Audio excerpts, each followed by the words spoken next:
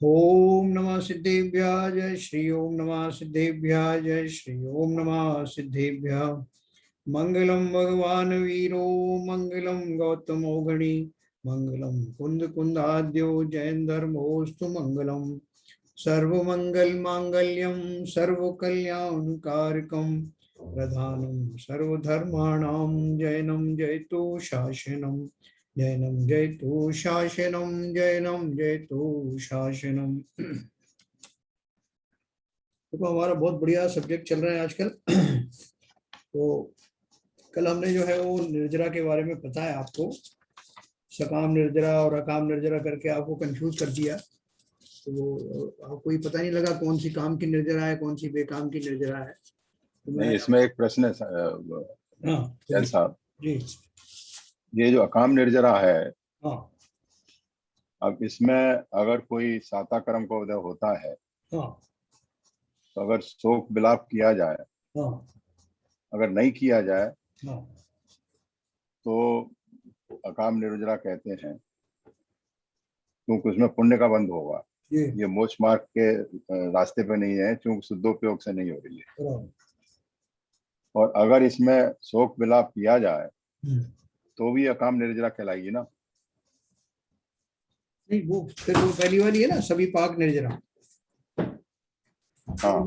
मैं भी आपको एक फिर से इनका स्वरूप बताता हूँ एक बार। हाँ। ये जैन धर्म जानिए में अपन ने पढ़ा था पहले। जैन धर्म जानिए में पेज नंबर 177 अगर आपके पास है तो। एक मिनट।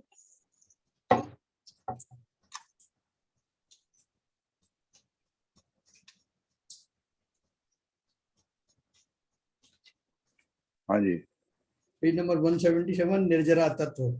ठीक है। हाँ। इसमें अच्छा लिखा है वैसे समझा के। प्रत्येक कर्म के आत्मा के साथ बंधने के समय उसकी जो प्रकृति होती है उसी के अनुसार आत्मा को भला बुरा फल देकर कर्म का आत्मा से झर जाना निर्जरा है। ठीक है ना। जो वो मैच्योर्ड होता है वो कर्म जिस प्रकृति का जिस जाति का होता है उसी के अनुसार वो फल देता है। ज्ञानावर्णी वाला ज्ञान वाला देता है और दर्शनावर्णी वाला दर्शन पे आवरण करता है। इस तरह सभी का। इस प्रकार आत्म प्रदेशों के साथ बंधे हुए कर्मों के अंशतः क्षय होने को निर्जरा कहते हैं। बहुत सारे कर्म बंधे हुए ना, और उनमें पार्शियली क्षय होना वो निर्जरा है। संपूर्ण क्षय हो जाएगा तो क्या हो जाएगा? मोक्ष हो जाएगा। मोक्ष हो जाएगा। निर्जरा के बाद जो मोक्ष तत्व है ना, सर्व समस्त कर्मों से रहित पना हो जाना वो मोक्ष है। पार्शियली हो जाना जो पार्शियली होता रहता है, निर्जरा आती है। आत्मा का वह परिणाम जो निर्जरा में कारण है वह तो भाव निर्जरा है, और बंधे हुए कर्मों का आंशिक निर्जरित होना द्रव्य निर्जरा है। ठीक है ना। ये भी बड़ी अच्छी चीज बताई। हाँ, फिजिकल जो कर्म निकल जाते हैं वो द्रव्य निर्जरा, और जो भाव जिनके निमित्त से वो हटते हैं उनको भाव निर्जरा। एक तो ये हो गया। अब निर्जरा दो प्रकार की होती है, तो मैं आज आपको बिल्कुल क्लियर कर दूंगा। निर्जरा दो प्रकार की होती है। पहली सविपाक निर्जरा ना। विपाक का अर्थ अपन ने कल पढ़ा था ना। विपाक का अर्थ क्या है कि फल देना। सविपाक निर्जरा यानी यथा काल अर्थात क्रम से परिपाक काल आने पर यानी मैच्योरिटी में आने पर जो कर्म शुभ अशुभ फल देकर निवृत्त होते हैं वह सविपाक निर्जरा है। देखो इसमें जो दिया ना, शुभ और अशुभ फल देने का अर्थ क्या है? जैसे इस जाति की जब अपन निर्जरा देखेंगे तो हमारा कोई कर्म का ऐसा उदय आया, अभी बंधने की बात नहीं है, उदय की बात है। एक कर्म ऐसा है जिसने मेरे शरीर में रोग उत्पन्न कर दिया। दूसरा कर्म ऐसा उदय में आया कि मुझे धन आदि की बहुत सारा लाभ हो गया। अब ये दोनों जो संयोगों में, दोनों तरह की परिस्थितियों में जीव को क्या हुआ? जीव या तो हर्षित होगा अच्छा हुआ तो, और बुरा हुआ तो दुखी होगा। लेकिन दोनों ही कंडीशन में अच्छा हुआ प्रसन्न होगा तो राग करेगा, और अगर उसको रोग आदि हुए तो वो शोक करेगा। दोनों ही कंडीशन में राग या द्वेष होने के कारण उसके जब नए कर्म बंधेंगे इस वाली कैटेगरी में तो वो खोटे ही बंधेंगे। समझना बात को। सविपाक निर्जरा में जो कर्म उदय में आते हैं, इसमें बोलते हैं कर्म उदय में आते हैं, फल देते हैं और जो चले आते हैं, और जीव नए कर्म बांध लेता है। ये इस कैटेगरी की अपन बात कर रहे हैं। तो कर्म कैसे बांध लेता है, जबकि इसमें क्या दिया है कि शुभ और अशुभ दोनों तरह के फल देता। तो दोनों तरह के देगा, तो अगर शुभ भाव आए तो जीव हर्षित हो जाता है, उनमें बहुत एकदम खुशी के मारे, तो उसको राग हो जाता है उन वस्तुओं से, व्यक्तियों से, घटनाओं से। तो राग जो है वो कर्म बंध का कारण है। वो कैसे कर्म का बंध का कारण है, खोटे कर्म का ही बंध है। राग कभी पुण्य बंध का कारण हो नहीं सकता। जी हाँ। ठीक है ना। तो वो जो है मतलब जैसा उन परिस्थितियों में वो मिथ्या दृष्टि के जो भाव होते हैं, उस जाति के जो राग होते हैं, वो अशुभ कर्म का ही बंध करते हैं। और अगर वो जो है उसमें दुखी हुआ, कुछ शरीर में रोग आदि आ गए, तो वैसे ही उसको जो है अर्थ ध्यान के कारण उसको पाप कर्म का बंध होना ही होना। तो कुल मिला के ये सभी पाक निर्जरा में क्या हुआ कि वो जो कर्म आए उन्होंने अपना फल दिया, और जैसा भी फल दिया जीव उनसे जुड़ करके राग द्वेष आदि करने के कारण पाप रूपी कर्मों का बंध कर लेता है। ये हुई सभी पाक निर्जरा। ठीक है। अभी अकाम निर्जरा में क्या होगा, अकाम निर्जरा में भी ऐसा ही हुआ। जीव के कर्मों का उदय पा करके उसको घटनाएं घटित हुई, फल आदि मिला, लेकिन यहाँ वो बहुत जोर से जो है रोया, चिल्लाया, संताप किया था उसने। वहां वो सोचता है कि भैया जो मिला है धैर्य धारण करो, ठीक है, अब जो हो गया सो हो गया, मेरे कर्मों का तो उदय था, ऐसा सोच करके अभी उसने जो भेद विज्ञान नहीं किया, यही सोच के कि अब जैसे मैं तो चाहता तो नहीं था कि परिस्थिति आए कि भूखा रहूं मैं अब, लेकिन अब रहना पड़ रहा है तो ठीक है, अब क्या कोई बात नहीं। या किसी का जो है वो देहावसान हो जाए तो उसको आए तो ये शोक बहुत आए कि यार ऐसी कंडीशन में जो है मेरा स्वजन चला गया, लेकिन फिर वो तुरंत सोचेगा कि यार भाई देखो ऐसा है कि बहुत सब जा ही रहे हैं, क्या करें, अपन कुछ कर भी तो नहीं सकते, तो थोड़ा धैर्य धारण कर ले। वो धैर्य धारण करने का बेस उसका भेद विज्ञान वाला नहीं, लेकिन वो परिस्थितियों से समझौता करके संतुष्टि के भाव रख करके उन परिस्थितियों से समझौता कर लेता है, एडजस्ट कर लेता है। तो इसलिए उसका जो उस समय में जो उसका चिंतन होता है, भले ही वो उस जाति का नहीं है मोक्ष मार्ग वाला, लेकिन क्योंकि उसने संतुष्टि के भाव रखे, धैर्य रखा, इसलिए उसको पुण्य बंध होता है। ये भी सभी पाक निर्जरा का ही भाग, क्योंकि फल दिया ना कर्मों ने, लेकिन फलों में वो और जुड़ा भी। ऐसा नहीं है कि जब वो उस पर वो करेगा, सोच विचार करेगा कि देखो आज मेरे को मैं भूखा रहना पड़ रहा है, तो वो एकदम खुशी भी नहीं होगा, विचार करेगा कि अब देखो भाई क्या है, मिल जाता तो अच्छा है, नहीं मिल रहा है तो कोई बात नहीं। तो ये जो उसने सोचा, थोड़ा राग तो उसको है ना, मिल जाता तो अच्छा था, नहीं मिला चलो चलो तब भी ठीक होगा। ऐसे राग द्वेष के सूक्ष्म परिणाम तो उसके आए, लेकिन मंद कषाय रूप आने के कारण वो पुण्य रूपी हो जाते हैं।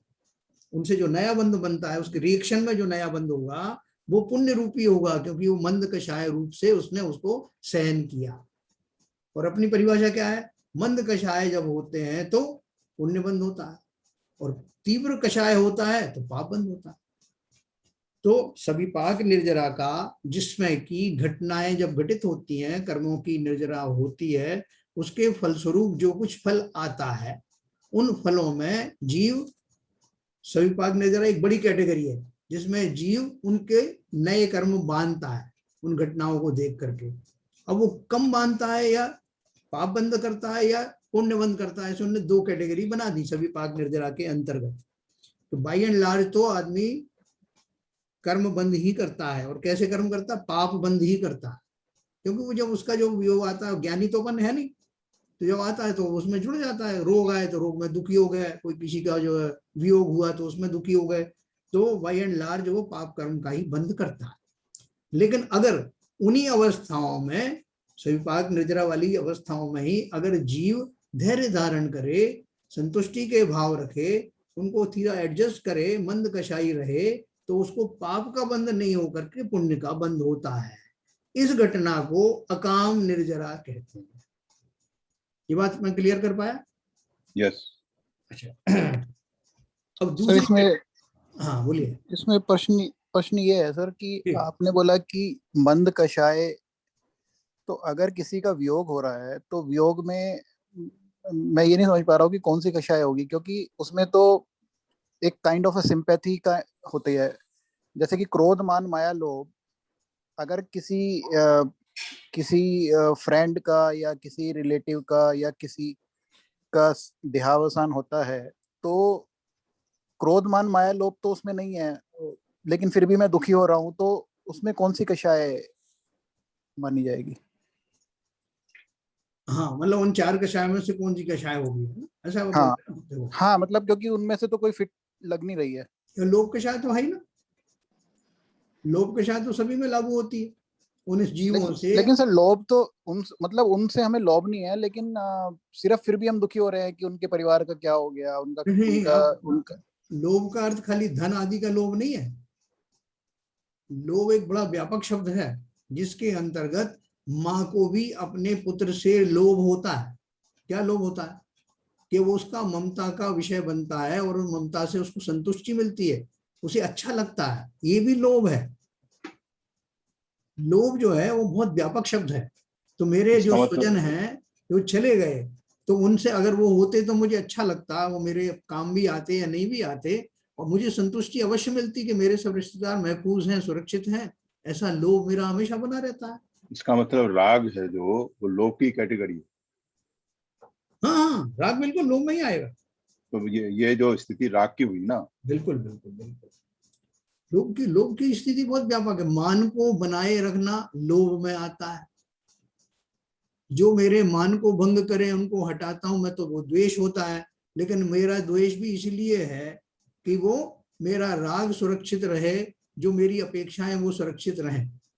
अभी देखो, जैसे अभी जो बंगाल में हो रहा है फॉर एग्जाम्पल, वो जीत गए, चीफ मिनिस्टर बन गए, तो अब वो क्यों उनके ऊपर में जो उनके ऊपर घात हो रहा, हमले हो रहे हैं? क्योंकि उसे एक लोभ है कि आगे भी ये कोई मेरे अगेंस्ट ना जाए। इस लोभ में वो मेरे साथ ही बने रहे, इस लोभ के कारण वो सब तरह का जो हथकंडा लगा रहा है। तो लोभ एक बहुत व्यापक शब्द है। लेकिन सर अगर जैसे मान लिया किसी रोड पे हमने कोई एक्सीडेंट देखा जिसको कि आप जानते भी नहीं थे, फिर भी आप दुखी हो गए उसको एक्सीडेंट को देख के, हाँ, तो उसमें कौन सा राग है देखो, ये जो परिणाम मैंने आपको बताया, इसमें जो जो चारित्र मोहिनी जो कर्म बताया ना, चारित्र मोहिनी में ये 4 कषाय तो हैं ही, राग द्वेष भी है उसमें, मुख्य रूप से राग द्वेष ही है। और ये 4 कषाय राग या द्वेष में कन्वर्ट, मतलब इन कैटेगरी में आ जाती हैं चारों कषाय। नहीं तो ये जो विपुल जी ने जो पूछा, राग द्वेष है। नहीं नहीं, जो जो रोड पे जो एक्सीडेंट हुआ हाँ किसी भी इंसान का, और उसके देख देख के आपको वहां आप ज्वलित हुए, हाँ, तो उससे तो उससे उससे कौन सा राग हुआ? यहाँ तो करुणा भाव। करुणा भाव करुण आया, करुणा भाव राग में ही आता। अच्छा, वही तो मैं कह रहा हूँ, ये चीज करुणा का विषय है। और करुणा फिर एक तरफ से राग राग राग का ही कारण है, और राग फिर हाँ, लोभ का कारण। और वहां से एक मुनिराज भी निकले, मुनिराज भी निकले, तो उनको वैसे करुणा के भाव नहीं आएंगे। तो आप ये मत समझना कि वो निष्ठुर है, क्योंकि वो उन्हें उनको राग उस तरह के राग नहीं जैसे कि संसारी जीवों को होता है। उन्हें तो मालूम है घटनाएं घटित होती रहती हैं, जिस जीव का आना होता है वो जाता है, जिस तरह से जाना होता है वो जाता है। ऐसा भेद विज्ञान पूर्वक होने के कारण वो उनको उसको, अभी देखो, आप और हम में से जो अगर एक एक चीज को करना आती है, मुनिराज का मैंने आपको पहले बताया कि घने जंगल में बैठ करके वो तपस्या कर रहे हैं, रात में भी तपस्या कर रहे हैं, और वहां देखा कि वो इतना उनका अवधि ज्ञानी मुनिराज, उनको सब पता है कि उस पेड़ पे कौन कौन किस किस को खा रहा है। तो अगर उनकी करुणा जागृत हो जाए तो वो सारे रात जो है वो डंडा लेकर इनको भगाते रहे, तो इसको क्यों खा रहा? तो उन्हें क्या आएगा, तो अपन कहेंगे अरे कैसे निर्मोही मुनिराज है, इनको किसी पे वही नहीं आता, करुणा नहीं आती। क्योंकि उनका जो राग है वो समाप्त हो गए, द्वेष समाप्त हो गए, हमारे जीवित हैं। इसने इसको क्यों मारा, उसने एक्सीडेंट किया तो उसकी गलती थी या इसकी गलती थी, बेचारा मर गया। ये सब भाव जो है करुणा आदि के अज्ञानी जीवों को राग द्वेष का परिमाण बहुत होने के कारण आते रहते हैं। और मुख्य रूप से चारित्र मोहिनी में राग द्वेष ही आते हैं। जितनी भी जो 4 कषाय हैं वो या तो राग रूपी है या द्वेष रूपी है। बताओ विपुल जी, उन 4 कषाय में से कौन सी राग वाली है, कौन सी द्वेष वाली? क्रोध कौन सा है, राग है कि द्वेष है? वो तो द्वेष है। क्रोध और मान हाँ? द्वेष रूप है। क्रोध और द्वेष, मान द्वेष रूप, क्रोध और मान मान, माया और लोभ राग रूप है। क्रोध और माया द्वेष रूप है ना? और नहीं, मायाचारी तो लोभ है। अरे लोभ तो माया अलग तो कैटेगरी लोभ हो में गई, आएगी। अपन राग और द्वेष में से राग कैटेगरी बना रहे हैं। आएगा ना तो उसमें तो माया में तो राग आ गया ना। हाँ, माया में राग नहीं है, माया में द्वेष है। कैसे द्वेष अभी बताऊंगा आपको। तो क्रोध और माया जो है वो द्वेष भाव हो गए, और लोभ और मान जो है वो राग भाव हो गए। जब क्रोध तो अपन को दिखाई पड़ता है, द्वेष रूपी प्रत्यक्ष दिखाई देता है। मायाचारी में दो, इनमें बहुत थोड़ी सी थिन लाइन है। मायाचारी कौन करता है जीव? करता तो लोभ के वश है, करता राग के वश है, लेकिन दूसरे जीवों को वश में करने का, उनसे काम निकालने के लिए ये इनके इन प्रकार भले ही उसका नुकसान हो जाए ऐसे भाव रखता है। जो उसके काम में सहायक नहीं होते उनको मायाचारी से उनसे काम लेता है। इसलिए उनके प्रति उसको एक द्वेष भाव भी होता है, और राग भाव अपने स्वार्थ की सिद्धि का होता है। अपने स्वार्थ की सिद्धि का राग भाव, और उनको भले ही नुकसान हो जाए मायाचारी का सहारा लेता है, ऐसे द्वेष भाव एक साथ होते हैं। और लोभ तो आप जानते हैं, लोभ हर चीज में जो है वो राग में आता है, उसमें भी ऐसी घटित हो सकता है। क्रोध और मान है वो तो द्वेष में आते हैं, माया और लोभ ये दोनों राग में आते हैं, यही पढ़ा। माया का दोनों तरह से आता है। अच्छा, माया दोनों में आता होगा तो। हाँ, क्योंकि मायाचारी किस लिए करता है जी? मायाचारी किस लिए करता है? अभी देखो, अपन उस दिन बात कर रहे थे कि बच्चे को समझाने के लिए वो तरह तरह के बहाने बना के माँ उसको समझाती है कि बेटा ये करोगे तो ये फायदा हो जाएगा, जिससे कि वो सुधर जाए। अपन बात कर रहे थे ना, तो उसमें राग है कि द्वेष है उसका? अपने राग है वो। बेटे के प्रति तो राग है ना। राग है उसमें, उसमें मुख्य रूप से तो राग है। लेकिन जो मायाचारी जो कर रहे हैं, जैसे मायाचारी किस में आएगी, तो लोग बोलते हैं वो द्वेष में आएगी। ठीक है ना? तो ये क्या है, इनमें बड़ी थिन लाइन है समझने में। कुल मिलाकर के ये चारों कषायें कहीं ना कहीं राग और द्वेष की ब्रॉड कैटेगरी में ही आती हैं। सर एक स्थिति है, हाँ, मैं आपसे पूछना चाहूंगा। जी, आप बैठे हुए आंगन में, हाँ, और सामने से बिल्ली आई, उधर से चूहा निकल रहा है, हाँ, और बिल्ली ने चूहे पे झपट्टा मारा, तो आपकी क्या प्रतिक्रिया होना चाहिए? और अगर कोई प्रतिक्रिया होती है तो वो किस कैटेगरी में आएगी? भाई ये दोनों ही कैटेगरी एक साथ चलेगी। हाँ, राग और द्वेष दोनों आएंगे ना। करुणा भाव आया तो वो राग में आ गया, और हाँ, उसके बड़े जानवर के प्रति द्वेष आया कि ये इसको क्यों खा रहा है, तो आप उसके प्रति द्वेष हो गए। हाँ। तो अभी उस समय क्या कर्तव्य है आपका? क्या करना चाहिए? चूहे को बचाना चाहिए कि नहीं बचाना चाहिए? अब देखो, वो तो उस समय के भाव के ऊपर डिपेंड करता है, क्योंकि वो इंस्टेंटेनियस होता है। नहीं, वो तो ठीक है, इंस्टेंटेनियस तो होता है। हाइपोथेटिकली हाँ, उसके लिए तैयार रहने के लिए हाँ, अपने विवेक में क्या रखना चाहिए? हमारी क्या ड्यूटी होना चाहिए उस समय? देखो, अगर जो आपने जो उदाहरण दिया ना हाँ, मुनि का, आपने सही उदाहरण दिया। जी, घटना घट रही है, हो रही है, निकल गए वो। हाँ, तो अगर अगर अगर आप एक व्यावहारिक रूप से नैतिक जिम्मेदारी बनती है हाँ, कि भाई हिंसा हो रही है आपके सामने, आप हिंसा को बचाइए।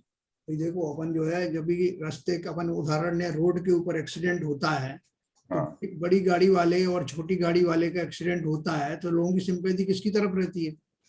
वो तो छोटे वाले की तरफ रहती है। वो बड़ी गाड़ी वाले की भली कोई गलती नहीं हो, पुलिस उसको पहले पकड़ती है। नहीं, वो थर्ड स्टेज हो गई। मैं तो इसी तरह से उसको यहाँ लेके आ रहा हूँ। उसी तरह से स्वाभाविक रूप से मिथ्या दृष्टि जो जीव हैं, जिनको करुणा के भाव सहज में ही आते हैं, वो जो बड़ा जानवर है उसके प्रति उनको द्वेष होता है तुरंत प्रभाव से, उसे सोचना नहीं पड़ता, और उससे उसको बचाता है। ये बेचारा निरीह जानवर इसके उसमें आ गया, तो नहीं, उसको आपने तो इसकी सिमिली इस तरह से दी। हाँ, मैं इस कच्छ को ऐसे रखूंगा कि भाई आपके सामने हिंसा हो रही है, क्योंकि बड़ा जानवर है वो ताकतवर है, हाँ, छोटा जानवर है उसको डिफेंड नहीं कर सकता। हाँ, यही तो मैंने भी कहा। तो आप उसको हिंसा के मार्ग पर चलकर और हिंसा को अब होने से बचाना चाहते हैं, इसलिए प्रोटेक्शन करने के लिए आप उसको अलग करना चाहते हैं। मैंने भी तो यही कहा आपसे, क्योंकि वो निर्बल है जो छोटा वाला है, और हाँ, जो है उसको सबल है। और हाँ, अगर वो बड़ा जो है वो नहीं भी खाएगा तब भी वो भूखा नहीं मर जाएगा, लेकिन हाँ, छोटा तो सीधा उसके मुंह में जाके मरने ही वाला हाँ। है ना। तो ये भाव एक साथ आते हैं जीव के, और वो बड़े वाले जानवर को द्वेष बुद्धि से कि ये वो क्यों खा रहा है, ऐसा उसके मन में आता है भाव। वहां राग नहीं आएगा कि भैया खा रहा है ना, मत खाओ, उसे कुछ करोगे तो नहीं आप। आएगा तो गुस्सा। जन साहब, इसमें मेरा एक पॉइंट है कि हमने अच्छे और बुरे की मान्यताएं बना रखी हैं। जैसे कि जैसे बिल्ली चूहे को खाएगी, हमारे सामने खाएगी, तो वो मान्यता है हमारी कि हमको चूहे को बचाना चाहिए। यदि कहीं जैसे आपने आप ये दिया कि बंगाल में हिंसा हो रही है, तो वहां भी हमारा एक तरीके से एक व्यवहार लगा हुआ है। कोई अच्छे और बुरे का हमने अपना मान्यता बना रखी है और उसके हिसाब से हम सोच रहे हैं। तो ये सब मतलब एक तरीके से जो भी हम सोचते हैं अपनी मान्यताओं के हिसाब से, वो राग में ही गिनती हो जाएगी। हाँ, राग बहुत व्यापक शब्द है, और जो राग के बीच में व्यवधान बनता है उनसे हमें द्वेष हो जाता है। सिंपल बात है। इसलिए मैंने चारों कषाय पे इस तरह से लगाया। क्रोध जब आता है जीव को, तो क्रोध इंडिपेंडेंटली नहीं आता कि बैठे बिठाए साहब मैंने बहुत दिन से क्रोध नहीं किया तो आज क्रोध करता हूं, बल्कि आपके राग के विषयों में जो व्यवधान बनता है उसके प्रति क्रोध आता है। सिंपल बात है। राग हो या द्वेष में भी आएगा क्रोध। नहीं, द्वेष भी किससे होता है? जो आपके राग के परिणाम में कहीं ना कहीं बाधा बनता है, उसको द्वेष होता है। उससे द्वेष का क्या परिणाम है? राग होना जो है, राग शब्द यूज में मैक्सिमम क्यों किया जाता है? राग आदि, उसमें द्वेष भी शामिल है। राग शब्द क्योंकि राग के बीच में आने वाले व्यवधानों के कारण ही द्वेष होता है। आप कहीं भी लगाओ इसको, इंडिपेंडेंट दो द्वेष नहीं होता। इंडिपेंडेंट, अब जैसे बोले साहब इनसे मुझे इनका बहुत द्वेष है, मुझसे द्वेष भाव है। तो द्वेष भाव क्यों है? क्योंकि कुछ न कुछ तो स्वार्थ रहा होगा के विचारों में उनकी सामंजस्य नहीं है। वो आप मेरा जैसा ही क्यों नहीं सोचता है, या जड़ जोरू जमीन, तीनों में से कोई ना कोई तो होगा। तो रागों के बीच में आने वाली रुकावटों से द्वेष उत्पन्न होता है। वो पूर्व संस्कारों से भी होता है। जैसे आप किसी को देख करके ही आपको जो है एकदम क्रोध के भाव हो जाते हैं, तो वो जो संस्कार जब बने थे उस समय ऐसी स्थितियां बनी थी कि किसी कारण से आपका उनका मत डिफरेंट रहे, इसलिए वो उस तरह के बन गए संस्कार। तो चलिए आगे चलते हैं अपन। पार्षद भगवान ने जैसे नमकार मंत्र किया था नाग नागिन को जलते देख के, तो वो भी क्या वो जलने देते हो? तो सब क्रिया चल रही है।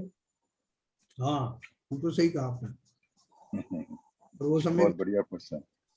सम्यक दृष्टि भी थे और उनको 3 ज्ञान के धारी थे, है ना, बचपन से। मति शुद्ध अवधि तीनों ज्ञान थे ना उनको। तो आपका कहना है कि वो अगर जल रहे थे तो जलने देते, उन्हें क्यों बचाया, है ना? क्योंकि अवधि ज्ञान से वो ये भी जान गए थे कि वो जीव जो है वो उनकी गति अच्छी होने वाली है, और उसमें मैं निमित्त बन सकता हूँ। ये भी उनको सब पता है। इनके बचने में मैं ही निमित्त बनूंगा, ये भी पता, क्योंकि वो तो अवधि ज्ञानी थे ना। और जीव उनके सामने सामने जल रहे हैं, उन्होंने उनको भी उपदेश दिया। वो ससुर साहब थे उनके, जो कमठ का जीव था वो उस समय उनके ससुर साहब थे वो। तो उन्होंने जब उनको टोका कि इसको मत जलाओ, इसमें जीव हैं, तो उनको एकदम ये लगा कि मुझे ज्यादा ज्ञान सिखा रहा है, तो इससे उनको द्वेष हो गया। और उन्होंने देखा कि इसमें जो है नाग नागिन जल रहे हैं। तो देखो, एक घटना से बहुत सारी चीजें हुई। उसमें उनको भी सुधारने के भाव थे कि इस जीव को सुधारूं। दूसरा जो है, एक जो है स्वाभाविक करुणा के भाव भी होते हैं। कोई सम्यक दृष्टि ऐसा तो नहीं कि करुणा छोड़ देता, करुणा के भाव भी होते हैं। तो वो करुणा के भाव भी थे कि जीव जल रहे हैं और उनका विज्ञान से दिख भी रहा था। और वो तो उस समय वो कौन से गुण स्थान में थे? उस समय 4था गुण स्थान। अच्छा, जिस समय कमठ का जीव मतलब तो होते ही ना, वो तीन ज्ञान के धारी होते। नहीं, वो तो ठीक है। जब ये घटना हुई थी, नाग नागिन जो लकड़ी में चल रहे थे, उस समय पार्श्वनाथ भगवान कौन से गुण, 4थे गुण स्थान में थे? अच्छा, हमें दृष्टि तो थे ना, मिथ्या दृष्टि तो थे ना। तीर्थंकर प्रकृति का जैसे बंद हुआ है वो मिथ्या वो तो हो नहीं सकता। तो देखो, ऐसी बहुत सारी घटनाएं हैं। अपन ये टॉपिक जरा पूरा कर देता हूँ। तो ये सभी पाक निर्जरा आप समझ गए। सभी पाक निर्जरा में बाई एंड लार्ज तो कर्म जब निर्जरा होती है उनकी, वो कर्म खिरते हैं, तो नए कर्म जीव जो रिएक्ट करता है उसके फल में, तो उसको नए कर्म बनते हैं। तो इसलिए उसको बोला कि वो फल दे करके जाते हैं। और जो दूसरा अभिपाक निर्जरा है, अभिपाक निर्जरा में बंधे हुए कर्मों का उदय काल आने से पूर्व ही तप आदि द्वारा उदय में लाकर क्षय करना अभिपाक निर्जरा है ना। देखो, मुनियों की जो निर्जरा होती है वो कैसी होती है? मुनियों की तो अपन सब जानते ही है कि वो जब उनमें गुण श्रेणी निर्जरा होती है उनकी तप के काल में, तो एक क्षण में लाखों करोड़ों कर्म जो है वो निर्जरित हो जाते हैं, वो उनके डिस्चार्ज हो जाते हैं, उनका कर्म, उनका भाव इतने तीव्र होते हैं। यहाँ तक कि जो मुनि नहीं भी बने हैं, सम्यक दृष्टि ही है, जैसे कल बहन जी बता रही थी ना, तो वो सम्यक दृष्टि है, तो सम्यक दृष्टि का जो चिंतन होता है, उस चिंतन के कारण उन घटनाओं में वो विफल नहीं होता और वास्तविक भेद विज्ञान पूर्वक उन घटनाओं को से मतलब ज्यादा उसमें दुखी होता नहीं। तो इसलिए उसमें उसके वो कर्म जो है वो आए, नए कर्म बनते नहीं। जो कर्म आए, उन्होंने जो जो फल दिया, अच्छा दिया बुरा दिया, उससे वो जुड़ते नहीं है, राग द्वेष नहीं करते, इसलिए वो कर्म जो है वास्तव में निर्जरित हो गए, ऐसा कहा जाता। तो सभी पाक निर्जरा में देखो ना, क्वालिफाई भी किया किस किस को होता है। बंधे हुए कर्मों का उदय काल आने से पूर्व ही तप आदि द्वारा उदय में लाकर क्षय करना अविपाक निर्जरा है। जैसे बिना पके आम केले आदि को पेड़ से तोड़ने के बाद पाल में दबाकर समय से पूर्व पका लिया जाता है। उद्यावली में तो सभी कर्म आते हैं, किंतु अविपाक निर्जरा में उनका अनुभव नहीं किया जाता है और सविपाक निर्जरा में अनुभव किया जाता है। जो जो उदय में आ रहे हैं ना कर्म, देखो दो तरह से करते हैं निर्जरा जो है वो मुनिराज। एक तो जैसे उद्यावली में आ रहे हैं उनसे राग द्वेष ना होना, और दूसरा जो है जो अभी जो है जिनका उदय शुरू ही नहीं हुआ है, उनके बारे में उनको ला करके समय से पहले, उद्यावली से पहले ही उदीर्ण आदि जो होती है उस पूर्वक भी चले जाते हैं। तो उद्यावली में तो सभी कर्म आते हैं, किंतु अविपाक निर्जरा में उनका अनुभव नहीं किया जाता है और सविपाक निर्जरा में जो अपन ऊपर पढ़ा उसमें अनुभव किया जाता है। इस प्रकार परिपाक काल आने से पूर्व कर्मों को गला दिया जाता है, यही अविपाक निर्जरा है। अविपाक निर्जरा सम्यक दृष्टि व्रतधारी तथा मुनिराजों के होती है। मोक्ष मार्ग में यही उपयोगी है, क्योंकि इसके साथ नवीन कर्म बंध नहीं होता है, जबकि सविपाक निर्जरा के साथ होता रहता है। चूंकि मोक्ष मार्ग में यह काम की है, इसलिए इसे सकाम निर्जरा भी कहते हैं। अविपाक निर्जरा और सकाम निर्जरा एक ही समान अर्थी है। ये उसमें लिखा नहीं है, ये मैंने कहीं से लिख के आपको दिया है। नहीं, इसमें है। हाँ, है क्या? जब इसमें है कर्णानुयोग में। हाँ हाँ ओके, समान अर्थ। कर्णानुयोग में लिखा है अविपाक निर्जरा और सकाम निर्जरा समानार्थी है। समानार्थी, ठीक है सर। तो ये क्लियर हुआ। और अकाम निर्जरा की जो भाई एक बार फिर से पढ़ते हैं इसमें। अकाम निर्जरा क्या है? इच्छा ना होते हुए भी भोग विलास की वस्तुओं का त्याग और परतंत्रता के कारण भोग उपभोग की सामग्री ना मिलने से उसे समता पूर्वक सहन कर लेना अकाम निर्जरा है। लेकिन जो लिखा इच्छा ना होते हुए भी, इच्छा ना होते मतलब किसकी इच्छा नहीं होते हुए? कि वो सामग्री आपको ना मिले, ऐसी इच्छा नहीं है आपकी। आप नहीं चाहते, जैसे किसी को भूख लगी है तो वो तो और नहीं मिल रहा भोजन, तो उस अवस्था को आप एकदम स्वीकार नहीं कर रहे कि भैया जो अब नहीं मिल रहा है तो बहुत अच्छा है, ऐसा नहीं। ठीक है, मिल जाता तो अच्छा है, अब नहीं मिल रहा तो कोई बात नहीं, ऐसा भाव। इसलिए उन्होंने कहा भोग विलास की वस्तुओं का त्याग परतंत्रता के कारण भोग उपभोग की सामग्री न मिलने से उसे समता पूर्वक सहन कर लेना अकाम निर्जरा है। किसी स्थान पर रोके रखने पर या रस्सी आदि से बांधे रखने पर जो भूख प्यास सहन करनी पड़ती है, ब्रह्मचर्य पालना पड़ता है, भूमि पर सोना पड़ता है, मल मूत्र को रोकना पड़ता है और संताप आदि सहन करना पड़ता है, ये सब अकाम है। और इससे जो निर्जरा होती है वह अकाम निर्जरा कहलाती है। इससे पुण्य का बंध होता है। तो ये सभी पाक निर्जरा के अंतर्गत ही आती। इसका आपको भाव समझ में आया अकाम निर्जरा का? ये थोड़ा सा आया, अपन पूरी तरह कन्विंस नहीं इससे। नहीं, ये सपाक निर्जरा का ही भाव है। हाँ है, उसी का पार्ट अपन। उसमें सविपाक निर्जरा एक बड़ी कैटेगरी है, जिसमें बाय एंड लार्ज तो जीव के जो है वो पाप कर्म का बंध होता है, क्योंकि उसके संक्लेशित परिणाम हो जाते हैं जब वो कर्म उदय में आते हैं। लेकिन किन्हीं दशाओं में अगर जीव ने संक्लेशित परिणाम से बचा, उन घटनाओं में शोक संतप्त नहीं हुआ, मंद कषाई बना रहा, तो उसका पुण्य बंध होता। इसको ही अकाम निर्जरा कहते हैं।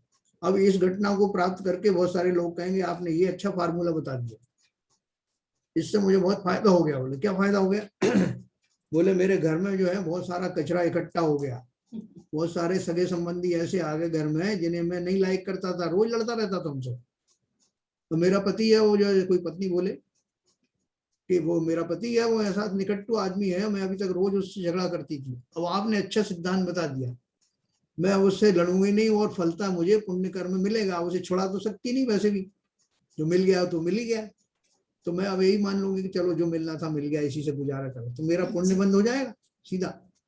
और ये सिद्धांत आपने अच्छा बता दिया, घर में जितने कचरे का कूड़ा है तो सबको मैं कन्वर्ट कर दूंगा पुण्य में, है? लेकिन आप देखो कि ये वास्तव में काम करता है। अगर ऐसे भाव जीवन में आ जाए, पति अपनी पत्नी से दुखी है कि ये कर्कशा रोज कुछ कुछ बोलती रहती है कि कैसे मेरे जीवन में आ गई, मेरा भाग्य फूट गया, ऐसा रोज चिल्लाता है। लेकिन ये सिद्धांत समझ में आया तो वो क्या करेगा? वो सिद्धांत समझ में आया तो वही, आप जो मिल गई सो है, पहले मैंने जैसे कर्म किए होंगे तो मिल गई, ऐसा चिंतन कर सकता है ना वो, तो करके वो जो है वो उसको पुण्य लाभ होगा। तो कोई इसका लाभ उठा के बोले कि अब और आने दो, जितनी भी विपदाएं आनी है उन सबको मैं अवसर में कन्वर्ट कर दूंगा। अब जितने भी मेरे नाते रिश्ते हैं जिनको मैं रोज गालियां देता रहता था, उनको मैं समता पूर्वक सह लूंगा और पुण्य बंद करूंगा। तो अब जो आ गया उसे तो मैं टाल नहीं सकता। तो भले ही वो उसको अपना टैक्टफुली समझ करके सिद्धांत को अडॉप्ट करे या वास्तव में समझ के करे, फायदा ही फायदा है। देखो जो जीवन में हमारे आ गया है, जो हमें मिला, संयोग आदि जो मिले हैं, हमारे पूर्वकृत कर्मों के कारण ही मिला है, अच्छा या बुरा जो भी मिला। अब वर्तमान में उनको आप कोसते रहोगे तो क्या होगा? नए कर्म बन गए। तो उन कर्मों को इस रहस्य से समझ करके, अकाम निर्जरा वाली बात रख करके आप हर घटना में जो भी आने दें, आप आने दो, कोई भी घटना आने दो, ऐसे भाव हम रख सकते हैं कि नहीं? तो घर में ऐसा होता हुआ कि जैसे सकाम निर्जरा है, उससे पहले अकाम निर्जरा की स्थिति आती है, फिर उसके बाद सकाम निर्जरा की श्रेणी में आप पहुंचते हैं। हाँ, ऐसा होता है। हाँ, देख बिल्कुल सही है, आपकी बात सही है। मैं वही उसी पॉइंट पे आने वाला था कि जब जीव भले ही थोड़ी सी लालच में कि जो कुछ आ गया है वो तो आ ही गया है, अब क्यों ना इस अपॉर्चुनिटी का और इस सिद्धांत का फायदा उठा करके उन सबको पुण्य प्रकृति में बदल दो, तो मेरे जो नए कर्म आएंगे वो पुण्य रूप से आएंगे। ऐसा अगर आपको विश्वास सिद्धांत पे हो गया और आप इस रास्ते पे चल पड़े, तो जीवन में शांति घुल जाएगी और आप उसके आदी हो जाओगे। इतना हासिल हो जाए भी तो काफी बड़ी बात है सर। बहुत बड़ी बात है। इतना हासिल होने पर ही अगर आपको आ गया तो जीवन में और क्या चाहिए? नहीं, अकाम निर्जरा होने लगी तो 50% तो आप सीढ़ियां चढ़ गए ना। 5% काम हो गया। जो आपके स्वजन है, कल से वो पत्नी बोलती थी कि रोज कुछ कुछ बड़बड़ बड़बड़ करते रहते हैं, काम धाम करते नहीं, और आप देखा कि दूसरे दिन से सुधरे। तो ये कैसे सुधर गए? अकाम निर्जरा कर रहे हैं।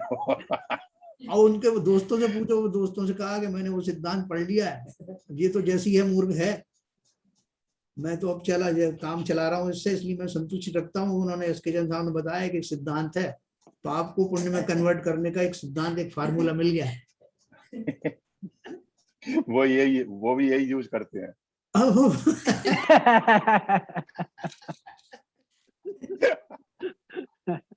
अभी सुन रही है क्या? अब किसी को जैसे एक छोटा सा कोई जो पारस पत्थर मिल जाए, ये बहुत ज्यादा तो पावरफुल नहीं है और हल्का है, तो जो थोड़ा बहुत भी जो हमारे पास में स्क्रैप पड़ा हुआ है, उसको हम फटाफट उसको सोने में कन्वर्ट करना चाहेंगे ना। तो हमारे पास इतने स्क्रैप इकट्ठा हो गया है, किसी के पास में निकट्टू पति आ गया है, किसी के पास में कर्कशा पत्नी आ गई है, किसी को कुछ आ गया है, तो वो सारे जो जिनके प्रति वो बदल तो रहे नहीं, पूरे जीवन साथ चलने वाले हैं, लेकिन उनको देख करके रोज मेरे जो है अशुभ परिणाम होते हैं, दोनों के होते हैं, एक दूसरे को देखकर, एक दूसरे की गतिविधियां देख करके। तो मैं ये भाव तो जैसे तैसे रो धो के काटूंगा, लेकिन अगला भाव फिर क्रिएट कर रहा हूं नया, उसी जाति का। तो ये सिद्धांत हाथ लग करके और बोलिया जो कचरा मिल गया वो ठीक है, चुपचाप से रहो। भैया एक स्थिति है कि जैसे कभी कोई मायाचारी होता है, किसी मजबूरी में करना पड़ता है। जैसे मैंने एक टीवी में सुना था कि एक बुजुर्ग थे, उनके जो थी वाइफ नहीं थी, तो वो अकेले रह गए, तो बेटा बहू के साथ रहते थे। तो उन्होंने उनके बंगले में जो गैरेज था वो उनको अपने ससुर जी को दे रखा था कि तुम यहाँ रहो, और वो लोग अपने घर में रहते थे। तो वो बहुत परेशान होते थे कि मुझे गैरेज में जगह दे दी। तो एक दिन उनके दिमाग में आया, उनके पास एक छोटा सा बॉक्स था, उसके अंदर उन्होंने एक ईंट रखी और उसे लॉक कर दिया, और बहू से कहा कि बेटा यहाँ पे मैं रहता हूँ, मुझे बड़ा अनसेफ सा लगता है, इस कीमती सामान को रखना है तो तुम जरा अपने घर में रख लो। तो उसने बहुत खुशी से ले लिया। फिर तभी कहा, अरे बाबूजी आप क्यों यहाँ पे रहते हैं, इतना बड़ा घर पड़ा है, चलिए ना अंदर एक कमरे में रहिए। तो उनको जो है कमरे में जगह मिल गई, बंगलों में जगह मिल गई। तो ये क्या हुआ, क्योंकि उनकी एक इनसिक्योरिटी थी कि अभी मैं तो यहाँ पे गैरेज में हूँ, किसी दिन मुझे घर से बाहर ही ना निकाल दें। तो ये उन्होंने मजबूरी में मायाचारी करी कि मैं इसमें वैल्यूएबल थिंग्स हैं और अंदर रख लो, उसकी वजह से वो अंदर चले गए और दोनों के रिलेशन भी अच्छे हो गए। उन्होंने सोचा कि मुझे अच्छा सामान मिल गया, सब मेरे पास ही तो रहेगा, और उससे उन्हें सिक्योरिटी भी मिल गई। तो यहाँ पे किस तरह का कर्म बंध रहेगा, क्या होगा? देखो बहुत बढ़िया बात है। वो एक्चुअल में था वैल्यूएबल सामान के नहीं था? नहीं, ईंट थी। ईंट रखी थी, पत्थर उसी मिट्टी की। अच्छा, मिट्टी की थी? मिट्टी की ईंट रख के ताला मार के चाबी अपने पास रखी उन्होंने। भी चीज हुई और छोटे से मैं लॉक कर दिया। तो उन्होंने कहा मैं गैरेज में रहता हूँ तो मुझे बड़ा अनसेफ रहता है और ये वैल्यूएबल थिंग्स हैं, कभी कुछ चोरी ना हो जाए तो तुम अपने पास रख लो। खोल कर नहीं देखा बहू ने क्या वास्तव में ईंट? नहीं, बहू ने नहीं देखा, चाबी तो नहीं थी ना उन्होंने अपने पास रखी थी। देखो इसमें ऐसा है, कुछ देर से क्लिक होता है सर। हैं? क्या बोल रहे हैं? देर से क्लिक हो रहा है आपको। देखो ये तो बहुत सिंपल चीज है, इसमें कोई बहुत वाली वो नहीं है। जिस समय उस जीव का, देखो हमारे साता रसाता का उदय जो है काल पा करके वो आते रहते हैं, घटते रहते हैं। तो जब तक उनके परिणाम, उनको ऐसी कोई ट्रिक नहीं सूझी और जब बहू के मन में भी इस तरह की कोई जो वार्तालाप नहीं हुई, तब तक मान के चलिए कि उनका अशुभ का योग चल रहा था और वो वहां असाता का योग के कारण वहां रह रहे थे जी। अब ठीक उस समय उनका साता का उदय आया, उनके मन में ऐसी सूझबूझ आई, ठीक है, और वो सूझबूझ का उन्होंने प्रयोग किया। जरूरी है कि वो उनकी सूझबूझ काम आ जाती। वो अगर वो जो चंड चालाक होती या इनका जो सही समय नहीं आया होता तो पहले बोलती कि चाबी तो दो, मैं देखूं इसमें असली क्या है, तो ये करती। दूसरा ये कि उसको अपने अंदर ले लेती उस आइटम को और इनको डोकर को वहीं पड़ा रहने देती गैरेज में। ये भी तो कर सकती थी ना वो। जी। और लोग करते हैं कि सारा धन छीन करके माँ बाप से और फिर उनको रेलवे स्टेशन पे छोड़ आते हैं, तो वो भी कर सकती थी। लेकिन उसने ऐसा क्यों नहीं किया? क्योंकि उस समय तक उन बुजुर्गों का जो साता का उदय आ गया था और वो इसी निमित्त से आना था। अच्छा, नहीं तो जिनका प्रश्न ये है जैन साहब कि जो उसने ईंट रख के जो काम किया, क्या वो मायाचारी नहीं थी? नहीं, मायाचारी तो इस अपेक्षा से है कि उनको एक सूझबूझ हुई। जब मायाचारी, अगर एक्चुअल में मायाचारी होती तो ऐसी होती कि वो जो थी नहीं कीमती चीज और उन्होंने कीमती बना के कह दिया। एक तो ये प्योर मायाचारी हुई। दूसरी मायाचारी ये हुई कि वो वास्तव में कीमती थी लेकिन उनको क्लिक ये हुआ कि ऐसा मैं कहूंगा तो ये जो है मुझे अंदर कर देगी, तो ये ऐसा भाव आया। तो ये जो भाव है ये भी उसको प्रभावित करने के लिए आया कि मैं ऐसा कहूंगा तो ये अगर लालच में होगी, लालची होगी तो इससे प्रभावित हो जाएगी। तो दोनों तरह की जो सोच है उसमें उनका साता का उदय तो निश्चित था। लेकिन लालच तो बहू के मन में आया, तभी उन्होंने अंदर उसने बुला लिया। हाँ तो ठीक है ना, जैन साहब उसी निमित्त से होना था वो घटना। नहीं, घटना तो कर्मों का हिसाब किताब कैसा रहा? तो जैन साहब सिद्धांत के हिसाब से तो मायाचारी में ही आना चाहिए, लेकिन ये है कि उसका इंटेंशन बहुत उसको खराब करने की नहीं थी, बहुत ज्यादा दुख पहुंचाने की नहीं थी, धोखा देने की नहीं थी, केवल अपनी सुविधा के लिए कर रहा था। तो इंटेंशन, ग्रेविटी कम हो सकती है उसकी, कम ज्यादा कर्म की, लेकिन रहेगा मायाचारी में, ये मेरा सोचना। नहीं तो वो जो भी लगेगा भाव उसका मायाचारी का, वो तो बाद में उदय में आएगा, उस समय बंध जाएगा। लेकिन अभी जो उसको जो मिलना था, जैसे कोई आपको ठग, वो तो खैर साता कर्म का उदय था तो स्थिति ऐसी क्रिएट हो गई। जैसे उस मायाचारी के ठगने आता है, आपके आभूषण लेता है, डबल करने का बात करता है और पानी में डालता है और आपको नकली पकड़ा के चला जाता है, तो उस आदमी को तो तुरंत लाभ हो गया जो आपको ठग के गया, उसने जो मायाचारी लाभ तो हो गया। लेकिन भाई साहब मायाचारी भी हुई, कर्म बंध भी लगे। अभी एट प्रेजेंट देखें तो ठीक है, फायदा दिख रहा है। हाँ, तो वो उस समय उसके जो भाव होते हैं, देखो भाव बहुत सूक्ष्मता से पकड़ में लिए जाते हैं। उस समय में उसके क्या कंबाइंड भाव थे, अगर उसमें उसको खाली ठगने के भाव है कि मैं बहू को ठगूं, ऐसे प्योर भाव भी नहीं थे उनको ठगने के। नहीं, अपने को उस स्थिति से निकालने, सिक्योर करना चाहते थे वो अपने को उस स्थिति से निकालने के लिए उन्होंने ये ट्रिक लगाई, टैक्ट जिसे कहते हैं जी। तो वो सारी चीजें, जैसे अभी अपन ये भी बात कर रहे थे कि वो मुनिराज को जब किसी ने पूछा कि गाय किधर से निकली, तो वो कसाई को उन्होंने, क्योंकि इसकी जान बचानी थी, उन्होंने कह दिया कि जब से मैं खड़ा हूं तब से यहाँ से नहीं निकली। खड़े हो गए एकदम, और अपनी बात भी सच कह दी उन्होंने, और ये मन में ये था कि उसको बचाना है। तो अपन कहेंगे तो मायाचारी है ना, लेकिन वो मायाचारी किस जाति की थी?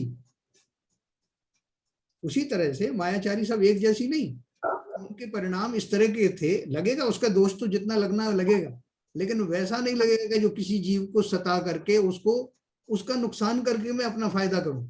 इंटेंसिटी बहुत कम रहेगी। हाँ, उनको बहू का नुकसान तो करना नहीं था।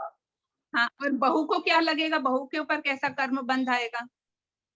नहीं, बहू ने उसको उनको लेके आ गई ना, भले उसका लोभ कषाय के कारण लेकर के आ गई, लेकिन अगर उसको रख रही, उनकी सेवा कर रही है, तो वो सेवा का भी तो उसको फल मिलना है।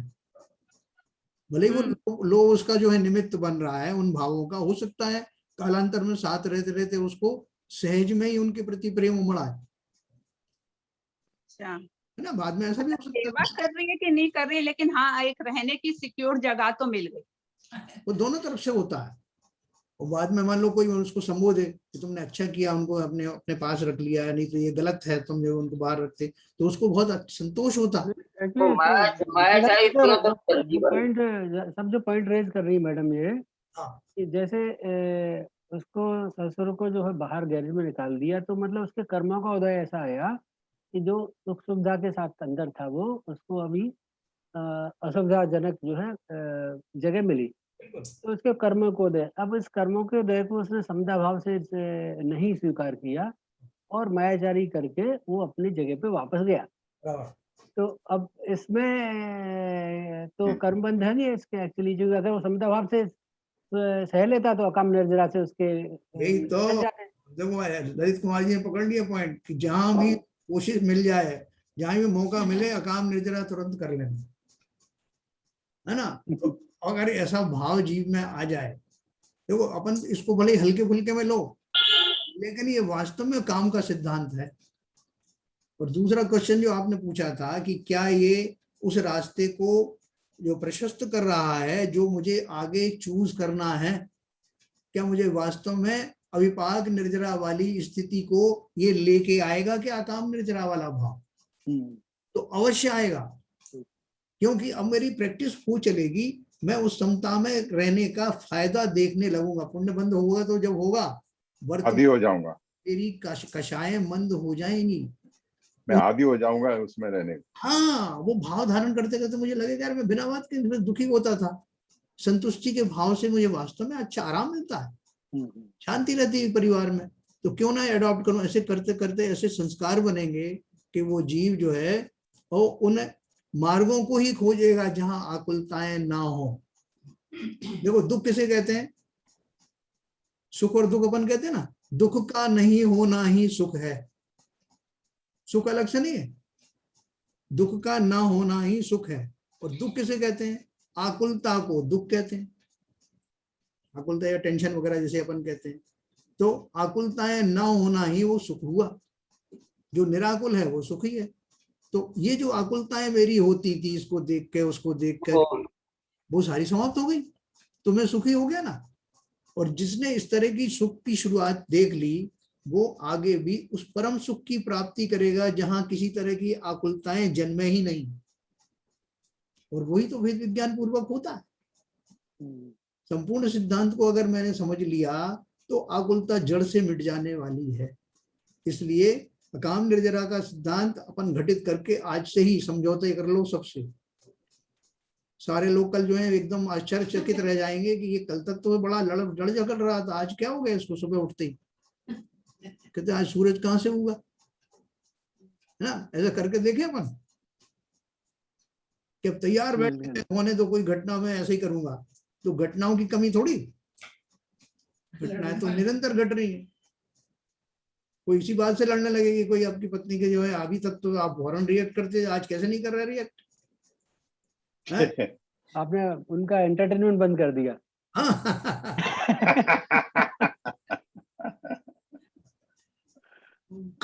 अच्छा, एक प्रश्न होता है इसमें, जो अकाम नेत्रा में जो अभी हमने एग्जाम्पल लिए, मैं प्रतिकूल संयोगों को लिया एक्चुअली।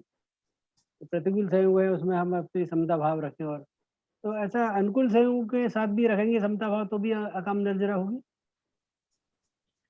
अनुकूल संयोगों में आप कैसे रखोगे समता, ये बताओ। मतलब अनुकूल संयोग में खुशी ज्यादा न बनाए, मतलब समान भाव रहे।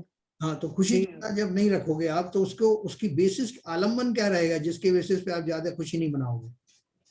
कोई बेसिस रहेगा ना, कुछ सोच रहेगी आपकी जिसके आधार पर आप जो है ज्यादा तो यही रहेगा कि भाई सुख दुख आना जाना है, सुखी अभी आगे सुख के क्षणाएं चले जाएंगे तो मैं क्या ज्यादा सुख मनाऊं, ये परमानेंट तो स्थिर तो है नहीं है। बहुत बढ़िया बात है आपने कही, इसलिए उसने कहा होकर सुख में मगन न फूलें, दुख में कभी न घबरावे।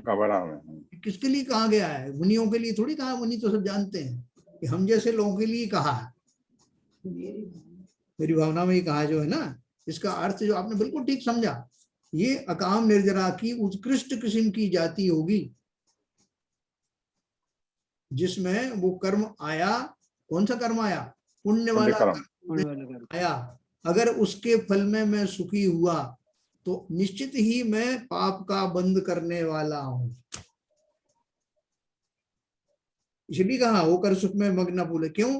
कि जैसे मान लो कि मुझे अचानक से 1 लाख रुपए की प्राप्ति हुई, तो मैं सुखी किस लिए हुआ, खुश किस लिए हुआ कि अब इसे 1 लाख रुपए से मैं मनचाही भोग सामग्री खरीदूंगा।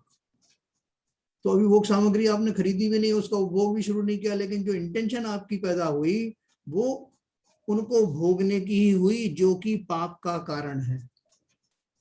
तो इसलिए वो तो बहुत उत्कृष्ट किस्म का जो है दृश्य होगा जब आपको पुण्य की सामग्री मिले। जैसे चक्रवर्ती की अपन बात करते हैं ना, चक्रवर्ती आदि को जो कुछ मिलता सामग्री या समयदृष्टि देव हैं, वो उनसे उनको अचंभा नहीं होता, वो उसमें बहुत सुखी नहीं होते, बल्कि जब देवलोक में जन्म होता है तो तुरंत उनको अवधि ज्ञान से जानते हैं कि मैंने ऐसा क्या किया था कि इतने सारे लोग मेरे आगे हाथ जोड़ के खड़े हुए।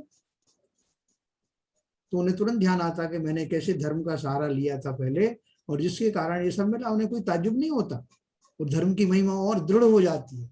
उसी तरह से ये जीव जिसे ये सब प्राप्त हुआ, और अगर उसने ये सोच लिया कि ये पुण्य का संयोग था जो मुझे मिला है, इसमें क्या सुखी होना, तो ये तो बहुत उत्कृष्ट जाति का चिंतन है जो हमको अभिपाक निर्जरा की ले जाने वाला है, वेद विज्ञान की ओर ले जाने वाला। हाँ, ये बहुत महत्वपूर्ण है। महाराणा प्रताप एक सीरियल आता था, उसमें भी यही बताते थे कि महाराणा प्रताप कोई भी जीत हासिल करके आते थे तो उनकी माँ तुरंत उनके पास आती थी। तो वो बोलते थे, माँ मैं इतना अच्छा कर रहा हूँ, सब बधाइयां दे रहे हैं, तुम दुखी होकर हमेशा आ जाती हो जब भी मैं जीतता हूँ। तो बोलती मुझे तेरी जीत से ही डर लगता है, क्योंकि जीतने के बाद तो तुम्हारा जो अपना उद्देश्य है उसको सबको भूल जाते हो, उस जीत में मग्न हो जाते हो, और इस समय ही अपने ऊपर कंट्रोल करने का है। तो वो बात बहुत मतलब कि जीत के समय, दुख के समय तो इंसान अपने ऊपर कंट्रोल करता है और जानता है कि हमें भाई कंट्रोल में रहना है, पर जीत के समय भूल जाता है, खुशी के समय भूल जाता है। तो वो कंट्रोल करना ही असली कंट्रोल है। उन क्षणों में राग होना, खुशी के क्षणों में राग हो जाना पाप बंध का कारण है। तो न केवल उस पाप बंध से बच गए, बल्कि उन संयोगों को यथा प्रकार से समझने के कारण आपका जो ज्ञान विकसित होगा, सही समझ और आगे जाएगी, और पुण्य बंध होगा, प्रशस्त पुण्य बंध होगा।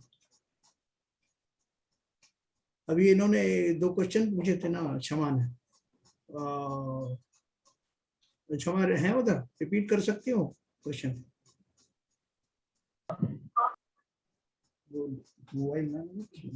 एक मैं पूछ लूं? हाँ, 1 मिनट जरा इनको पूछ लेने दो, इनका क्या क्वेश्चन था। 1 मिनट अंकल, मैं देखा।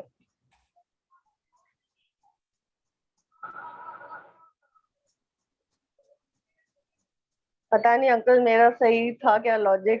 नहीं, वो देखो, आप तरह से जीवों के मन में भाव आते हैं, शंकाएं इसी को तो कहते हैं। तो वो आपने जो क्वेश्चन पूछे वो ठीक है, क्वेश्चन तो ठीक है, मैं आपको बताता हूँ उसको। मेरा फर्स्ट क्वेश्चन था कि जो मतलब मेरे को ऐसा लगा कि नियम संयम लेने से ही कर्मों की निर्जरा होती है। हाँ। या अनजाने में भी मतलब कई बार तो हमें पता भी नहीं होता कि अनजाने में भी हम वो नियम पाल लेते हैं, पर हमें पता नहीं होता कि हम वो कर रहे हैं। तो उनसे भी हमारी क्या मतलब वो भी उससे भी कुछ निर्जरा का फल मिलता है। देखो मैं मेरा आपको था बहुत अच्छा आपने ये सवाल पूछा। इसमें ये क्वेश्चन बहुत लोगों को उठता है कि देखो हमने अगर संकल्प पूर्वक को नियम संयम नहीं लिए लेकिन हम उनका पालन यथोचित कर रहे हैं तो हमको क्या उनका वैसा फायदा होगा जैसा कि संकल्प पूर्वक नियम लेने से होता है? यही क्वेश्चन है ना आपका? जी जी। तो देखो अभी ऐसा है जैसे हम सब लोगों ने जैन कुल में जन्म लिया और हमारे यहाँ कभी बचपन से अपन ने कभी देखा नहीं कि कोई शराब पी रहा हो या जुआ खेल रहा हो या इस तरह के कुकर्म कर रहा हो, तो कोई नहीं करता। और रात्रि भोजन तो बच्चों के अंदर में वैसे संस्कार पड़ जाते हैं, उन्होंने कभी देखा ही नहीं किसी बुजुर्ग को जुआ खेलते हुए या शराब पीते हुए या मांसाहार करते हुए। तो बिना संकल्प लिए ही वो अपनी धारणा में ऐसा बिठाल देते हैं कि वो उसके अनुगामी हो जाते हैं। और अनुगामी ऐसे ही होते हैं जैसा कि संकल्प पूर्वक कोई नियम लेता है।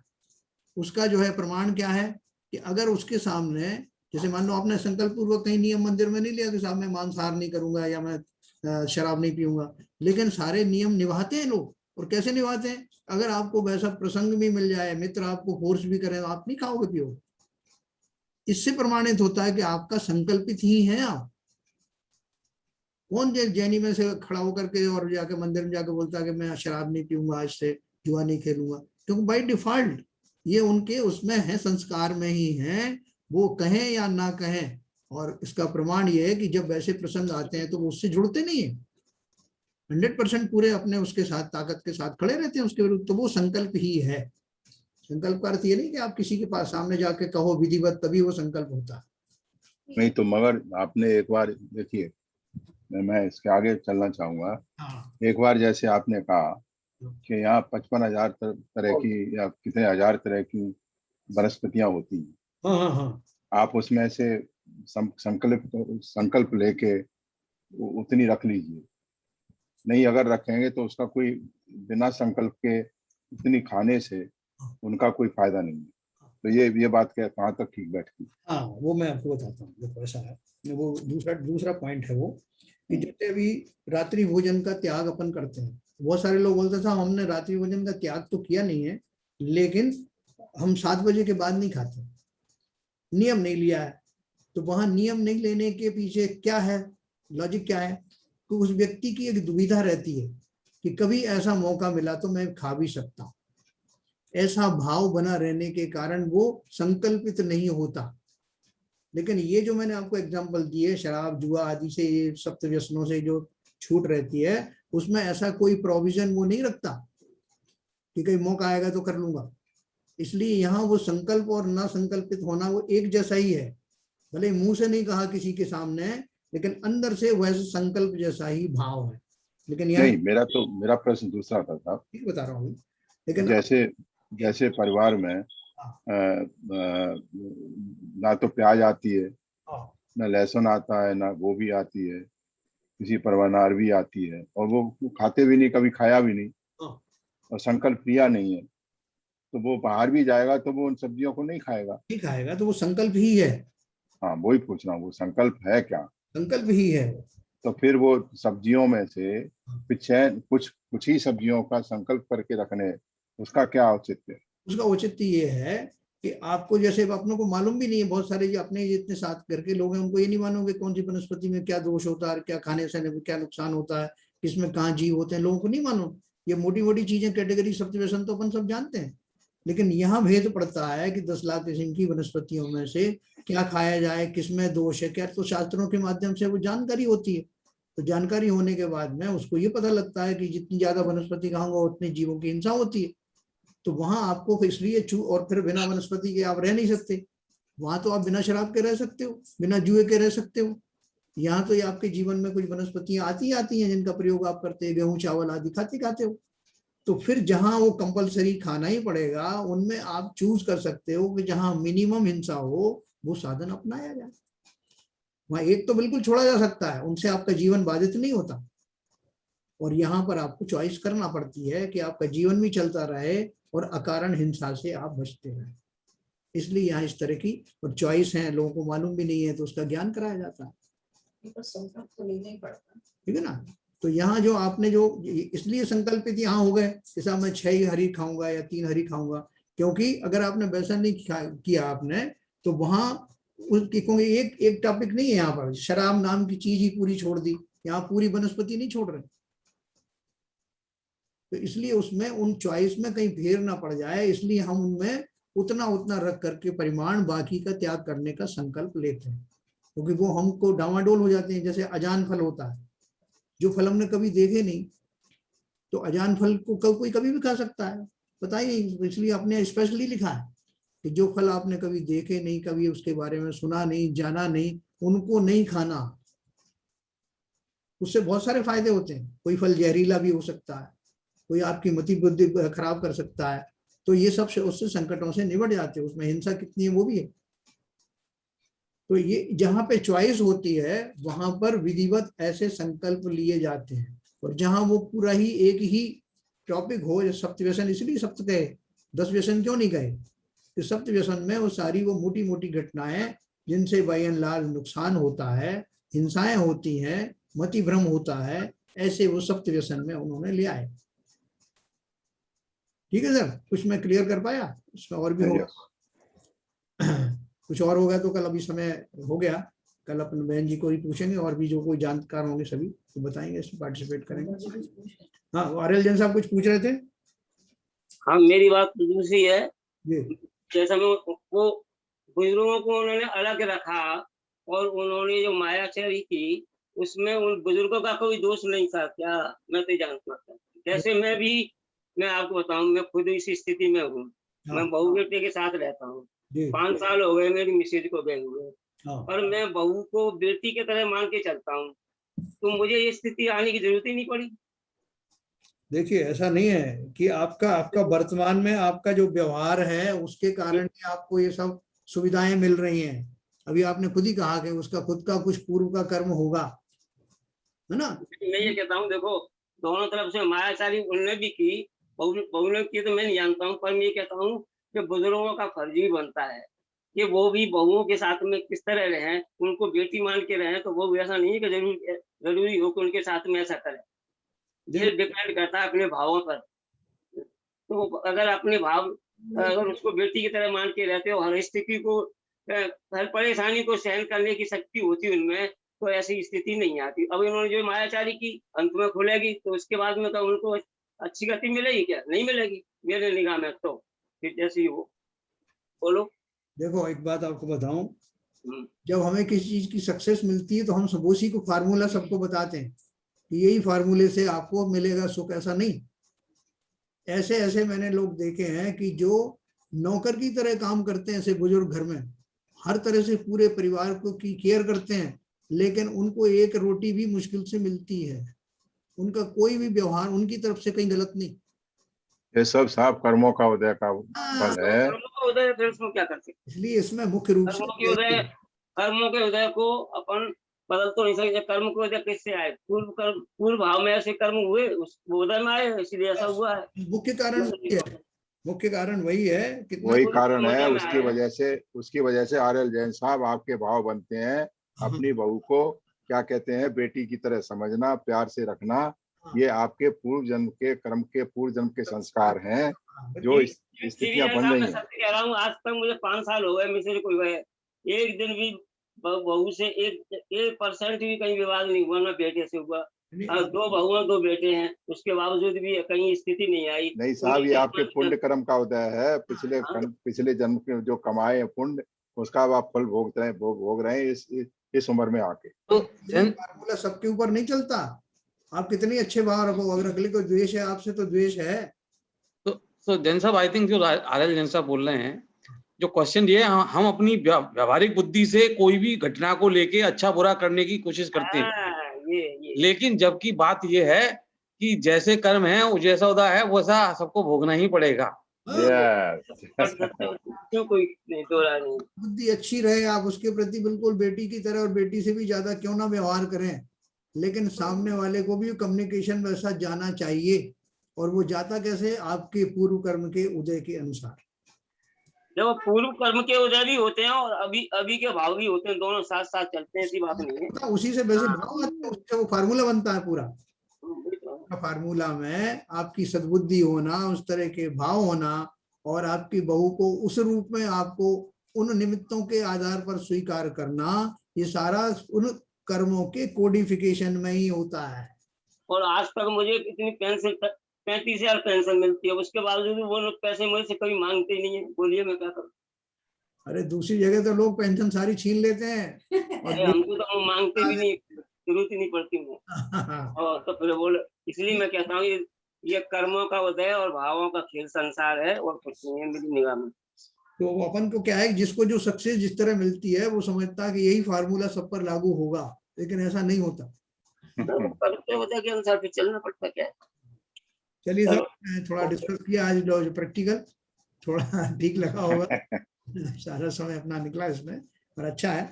तो कल अपन इसी की चर्चा और करेंगे। किसी को और प्रश्न हो तो क्षमा का एक प्रश्न बाकी रह गया, कल बताएंगे उसको। निर्वाणी स्तुति कर।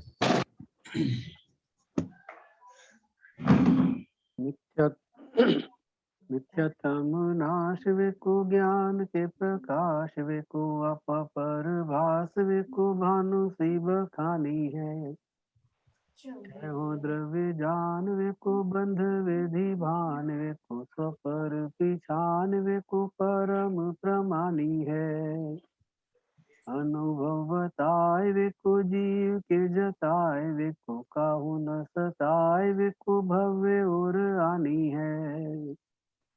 यहाँ तहाँ तार विको पार के उतार विको सुख विस्तार विको यही जिन वाणी है। हे जिन वाणी भारती तोहे जपू दिल रैन, जो तेरी शरणा गए सो पावे सुख चैन। जिन वाणी के ज्ञान से सूझे लोकालोक, तो वाणी मस्तक नमो सदा देते हैं धोख, सदा देते हैं धोख। जिनवाणी माता की जय। ये नमो का।